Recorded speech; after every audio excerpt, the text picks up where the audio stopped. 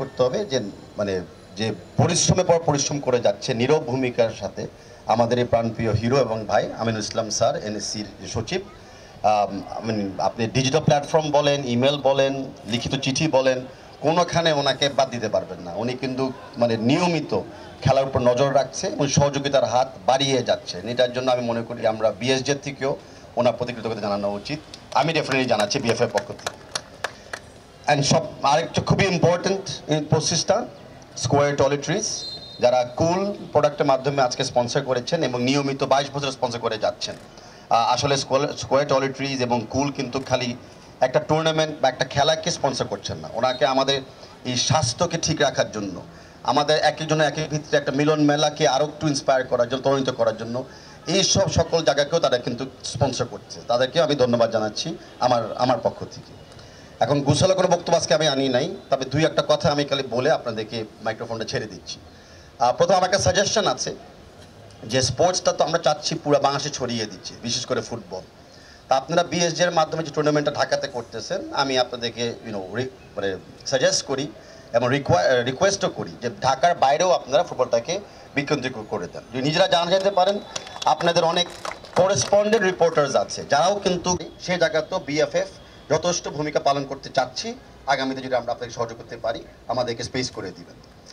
আরেকটা পয়েন্ট আমি দেখছি খোলা মনে, যে স্পোর্টস অ্যাসোসিয়েশন বা স্পোর্টস জার্নালিস্টদের মাধ্যমে যখন আমরা প্রেস কনফারেন্স করি, অনেক নারী সাংবাদিকদের আমরা দেখি, তো আজকে মাঠে কিন্তু নারী প্লেয়ারদেরকে আমরা দেখছি না। তো প্লিজ চেষ্টা করেন, যেখানে আমরা নারী ফুটবল নিয়ে এত কথা বলি, বিশেষ করে নারী ফুটবলের ব্যাপারে আরাফাত জুবাইর কোনো ছাড় ছুট দেয় না, তো এখন নারীদের কেন খেলতে দিচ্ছেন না? এটা আমার প্রশ্ন ঢাকা পোস্টের কাছে। এখন আমি বক্তব্য দিতে আসি নাই, আমি আপনাকে বলতে আসছি। আর আরেকটা পয়েন্ট, আমরা যেটা আপনারা জানেন যে বর্তমানে ফিফা গ্রাসরুটস ফুটবল উইক চলছে পুরো দেশে।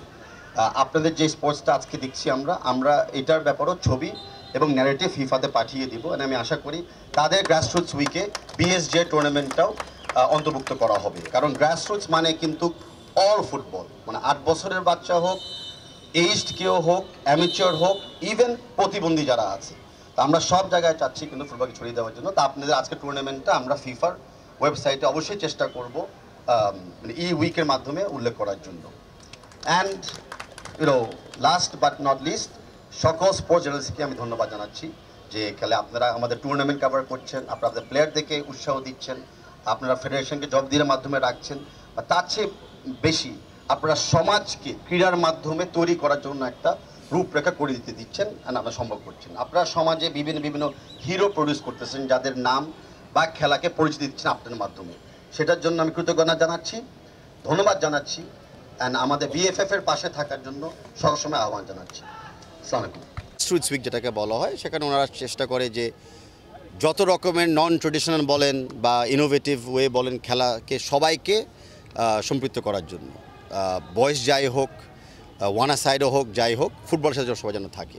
তো ফেডারেশন থেকে আমরা আশা করি সোফার আমরা সবচেয়ে লার্জেস্ট প্লেয়ার সংখ্যা নিয়ে বাচ্চাদের 8 থেকে 14 বছরের 600টা বাচ্চার উপরে আমরা এটা গ্রাসরুটস করেছিলাম যশোরে শামসুল হুদা একাডেমিতে। এখনও পর্যন্ত সেটা সবচেয়ে লার্জেস্ট টুর্নামেন্ট হয়েছে ফিফা উইকের মাঝখানে। আরও 2 দিন বাকি আছে, দেখি আর কেউ এটাকে বিট করতে পারে কিনা। 10 তারিখের ম্যাচ নিয়ে তো অনেক আলোচনা, অনেক বড় কার্যক্রম চলছে। টিকিট নিয়ে একটু ঝামেলা হয়েছে, আমরা দেখেছি যে আসলে ওভারঅল অনেকের অনেক এক্সপেকটেশন, অনেকে পে করেছে। সব মিলে আপনার পর্যালোচনাটা কি আছে? 10 তারিখের আগে এখনও সময় আছে, তাই আমরা ইচ্ছা করে একটু সময় নিয়ে আমরা টিকিটগুলো ছেড়েছি। বাংলা ফুটবল ফেডারেশন থেকে আমরা সবসময় চেষ্টা করি নতুন কিছু করার জন্য, ইনোভেটিভ কিছু করার জন্য। তো প্রথমবার কিছু করতে গেলে, ইনোভেটিভ হতে হলে একটু ভুল ত্রুটি হতে পারে, যেটা আমি স্বীকার করে নিয়েছি। কিন্তু ইস্যুটা না যে সমস্যা হচ্ছে, কারণ ইস্যুটা হলো আমরা কত দ্রুত সমস্যাটাকে সমাধান করতে পারছি। আমরা আশাবাদী ভেরি কুইক আমরা সমাধান করে দিব। এটাও বলে রাখি, যেই ধরনের আমরা ইনকোয়ারি এবং রেজিস্ট্রেশন পেয়েছি টিকিটের জন্য, স্টেডিয়ামের ক্যাপাসিটি কিন্তু মাত্র 18,000 গ্যালারিতে, আর আরও 2,000 গ্যালারির বাইরে। তো এই ব্যাপারটা মনে রাখতে হবে আমাদেরকে, যখনই টিকিটটা সেল প্রপারলি হয়, অনেক দর্শক কিন্তু আনফর্চুনেটলি হয়তো টিকিট পাবেন না, অ্যান্ড এটার ব্যাপারে আমাদেরকে একটু পেশেন্স রাখতে হবে। হ্যাঁ, আমি মনে করি না যে হঠাৎ করে কোনো হাইপ আসছে। আমি মনে করি ধারাবাহিকভাবে ফুটবলটা গ্র্যাজুয়ালি ইমপ্রুভ করছে। ফুটবলে অনেক ডিপার্টমেন্ট ছিল, আমি মনে করি হঠাৎ বলবো না, যে জায়গাতে আমরা সবচেয়ে বেশি কোঅর্ডিনেশন, যে একই সাথে কোচিং, রেফারি, ন্যাশনাল টিম, মেয়ে national team, youth football, technical committee যেগুলি আছে, সব কিছু নিয়ে আমরা কিন্তু কোঅর্ডিনেটেডভাবে আগাচ্ছি। তাই আমি মনে করি দৃশ্যমান হয়ে গেছে জিনিসটা।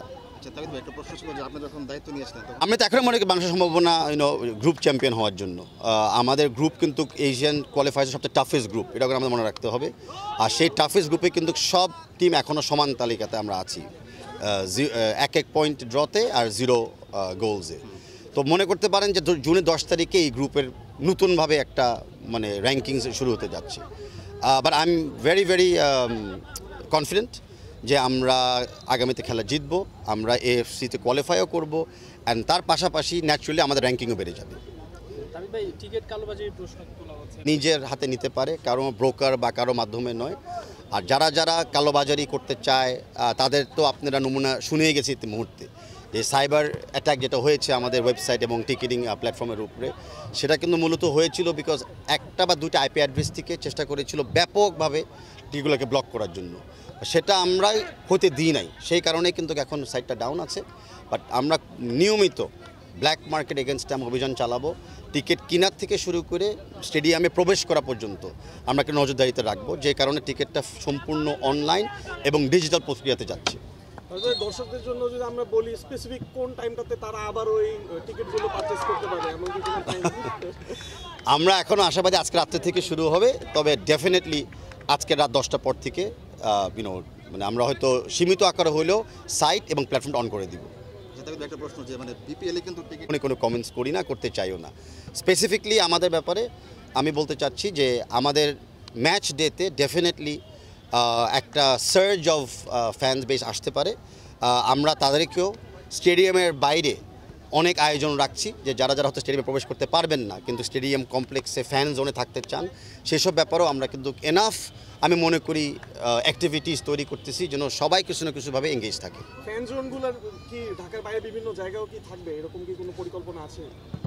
অলরেডি তো আমরা শুনতে পাচ্ছি অনেক ফ্যান্স অনেকে করে ফেলতেছে, বাট আমরা বিএফএফ এর পক্ষ থেকে অফিসিয়ালি আমরা 8টা বিভাগীয় শহরে আমরা ফ্যান জোন করতে চাচ্ছি উইথ বড় স্ক্রিন আকারে। তার পাশাপাশি আরও অনেকে ব্যক্তিগত উদ্যোগে চেষ্টা করবেন, আমরা জানি, তাদেরকে আমরা সহযোগিতা অবশ্যই করব।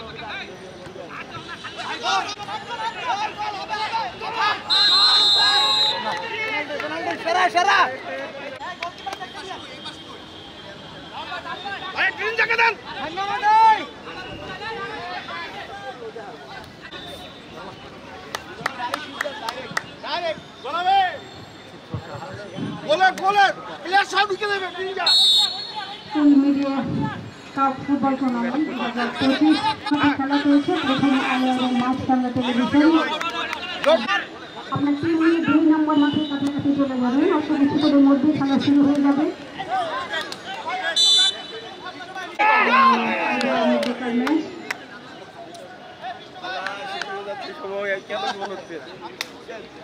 ম্যাচ 1-0 গোলে জয়লাভ করেছেন নিউজ 24। অভিনন্দন নিউজ 24। ইমরান, আপনার টিম নিয়ে একটু চলে আসবেন মঞ্চের কাছাকাছি, আমরা একটা ছোট্ট পরিষ্কার বিতরণের অনুষ্ঠান করব।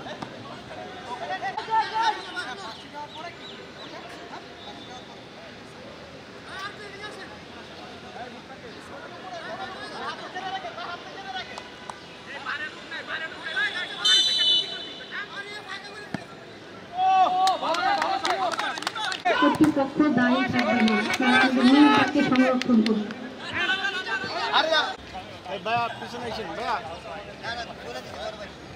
এবং ইত্তেফাক দলের খেলোয়াড়দের সাথে পরিচিত হচ্ছেন সাথে আছেন সদস্য স্বাক্ষর ভাই। হাইট বা 62 মতো হবে। এখনো ফিট মানে আমরা মনে করেন 5 মিনিট মোটামুটি ঢুকতেছি ঢুকতেছি বের হচ্ছি মানে ওরে খেলানো যাবে না মানে ওই সিরিয়াস আমরা হলাম আচ্ছা ঠিক আছে ভাই আজকে গোলে কালকে লেফট পরশু এটা তারা হলো ছোট্ট পুরস্কার গোলরক্ষক জার্সি নাম্বার 1 প্রথম আলোর আমাদের বাপ্পি দুইটা সেভ করেছেন উনি। বাপ্পির হাতে ফুটবল ফেডারেশনের সভাপতি তাবিজ আওয়াল, সাথে একটি গিফট হ্যাম্পার আছে, সদস্য সাক্ষর স্ট্রাইন ভাই গিফট হ্যাম্পারটি তুলে দিয়েছেন বাপ্পির হাতে। ধন্যবাদ বাপ্পি। খুবই সামান্য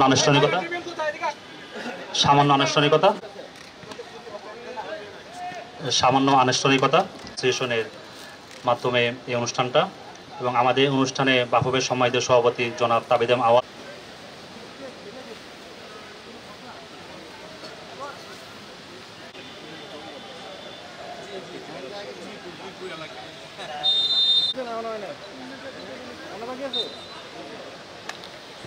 ধন্যবাদ জানাই।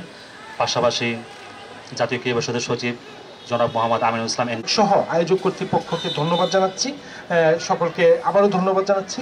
ইনশাল্লাহ আমরা একসাথে এগিয়ে যাব। সবাইকে ধন্যবাদ।